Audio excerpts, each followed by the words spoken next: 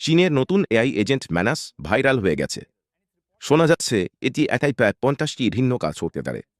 ম্যানাস হল গভীর গবেষণা, অপারেটর, ক্লাউড কম্পিউটার, স্মৃতি ও অনুভূতি সব মিলিয়ে এমন এক সিস্টেম যা একই সঙ্গে আর্থিক লেনদেন, গবেষণা, কেনাকাটা এবং আরও অনেক জটিল কাজ করতে সক্ষম।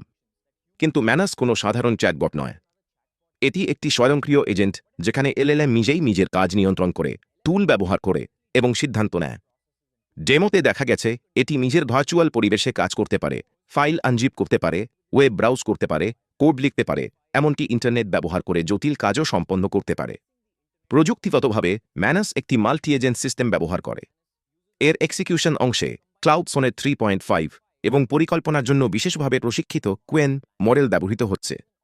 সহজভাবে বললে একটি প্রধান এলএলএম কাজগুলো ছোট ছোট ভাগে ভাগ করে সেগুলো বিভিন্ন এজেন্টকে দেয় এবং শেষে সব ফলাফল একত্রিত করে। তবে মনে রাখতে হবে এটি শুধু অ্যাপ্লিকেশন স্তরের উদ্ভাবন।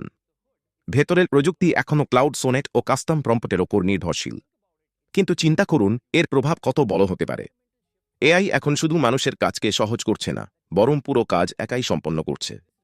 এটি কর্মসংস্থানের ভবিষ্যৎ নিয়ে প্রশ্ন তুলতে পারে, তবে একই সঙ্গে মানুষকে একঘেয়ে কাজ থেকে মুক্ত করে নতুন সম্ভাবনার দুয়ারও খুলে দিতে পারে।